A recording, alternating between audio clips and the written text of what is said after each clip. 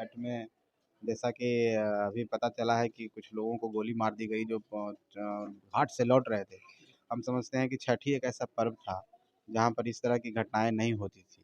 लेकिन जब इस तरह की घटनाएं छठ में भी होने लगी, जहाँ आस्था का महापर्व है, में लगता है कि लॉ एंड ऑर्डर की समस्या हो गई है और सरकार को प्रशासन पर पकड़ नहीं है। इस कारण से जो उस तरह के लोग हैं जो माहौल बनाते हैं, चाहे माहौल ख़राब करते हैं, उनका बोलबाला हो गया है। आरक्षण विधेयक बिल पर मंजूरी मिल गई है सर, इस पे आप देखिए, हम लोग आरक्षण के पक्षधर हैं और स्वागत भी करते हैं कि ऐसे लोग हैं जो हाशिए पर रहते हैं, उनके उनके ऊपर सरकार को न्याय करना चाहिए, जस्टिफाई करना चाहिए और उनको जो वाजिब हक है, आरक्षण का भी हक है, उनको और बढ़ा के देना चाहिए। यही हमारी मांग है और बाकी जो आरक्षण सबको मिल रहा है, सबको रिप्रेजेंटेशन जिस हिसाब से जनसंख्या उस हिसाब से अगर मिलता है तो हम समझते हैं कि अच्छी बात है और हम लोग इसका स्वागत देखिए, हार जीत जीवन का दो पहलू है और ऐसा नहीं है कि हम हार गए तो हम हतोत्साह हो गए, हम कमज़ोर हो गए। लगातार लीग मैच जीते हैं और अंत में एक मैच हार गए, दुर्भाग्यपूर्ण हार गए। सबको कष्ट है, हम लोग को भी कष्ट है और वहाँ पर देखिए माननीय प्रधानमंत्री जी भी वहाँ पर उपस्थित थे, हमारे देश के जो सर्वोच्च नेता हैं और एक अलग सा माहौल था, एक उत्सव का माहौल था। लेकिन हम लोगों को उससे निराश नहीं होना है, अपनी तैयारी को और पुख्ता करना है और आने वाले समय में दिखा देना है कि इंडिया वर्ल्ड लीडर है।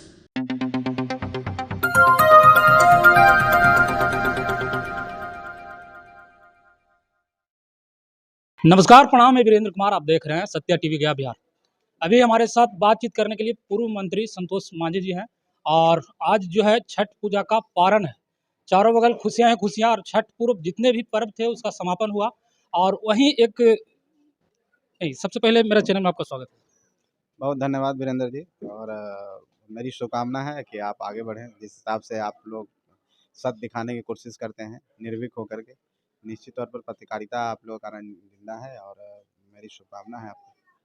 जहाँ तक आपने आज छठ की बात बोली, छठ में जैसा कि अभी पता चला है कि कुछ लोगों को गोली मार दी गई जो घाट से लौट रहे थे। हम समझते हैं कि छठ ही एक ऐसा पर्व था जहाँ पर इस तरह की घटनाएं नहीं होती थी। लेकिन जब इस तरह की घटनाएं छठ में भी होने लगी, जहाँ आस्था का महापर्व है, जहाँ पर लोग सब चीज़ भुला करके शांति से पर्व मनाते हैं और इसी की मिसाल होती है। तो बिहार में लगता है कि लॉ एंड ऑर्डर की समस्या हो गई है और सरकार को प्रशासन पर पकड़ नहीं है। इस कारण से जो उस तरह के लोग हैं जो माहौल बनाते हैं, चाहे माहौल ख़राब करते हैं, उनका बोलबाला हो गया है। सरकार उनको कुछ अंकुश नहीं लगा पा रही है। तो मैं माननीय मुख्यमंत्री जी से कहूँगा कि बिहार के बदनामी हो रही है, इस तरह की घटनाएँ को रोकना चाहिए। छठ में भी इस तरह की घटना हो रही है, बिहार के लिए दुर्भाग्य की बात है क्योंकि पूरे देश दुनिया में बिहार में लोग आते हैं छठ पर्व में और जब इस तरह की घटना होगी तो उनका विश्वास टूटेगा और जो लोग आकर के इस आस्था के पर्व में आते हैं, वो भी आने में कमी हो जाएगी और बिहार की बदनामी होगी।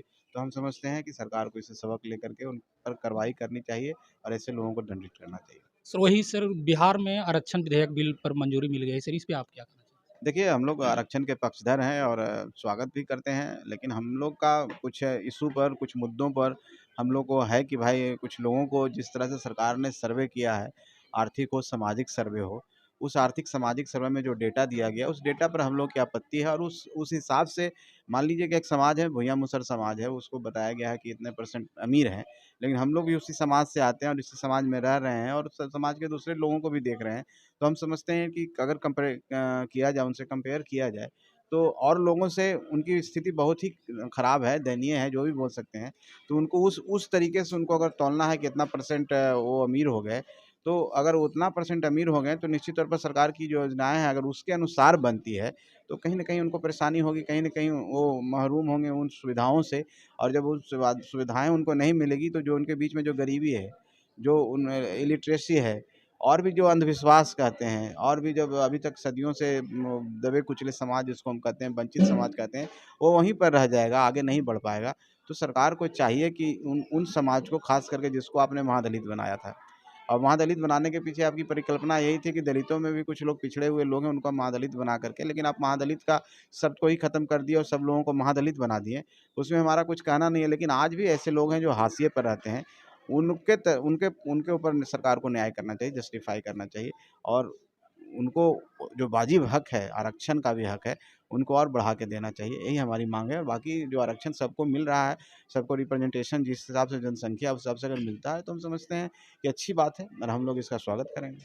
पिछले दिन 2 पर्व थे कहीं न कहीं सर, वनडे वर्ल्ड कप था, शायद से जीत जाते तो छठ पर्व का जो छठ पर्व थे हमारे देश में, उसका जो महत्व है दुगना हो जाता, लेकिन हार गए सर, इस पे क्या कहना चाहिए? देखिए, हार-जीत जीवन का 2 पहलू है और ऐसा नहीं है कि हम हार गए तो हम हतोत्साह हो गए, हम कमज़ोर हो गए। जी। देखिए, एक एक दिन होता है, एक दिन किसी का होता है।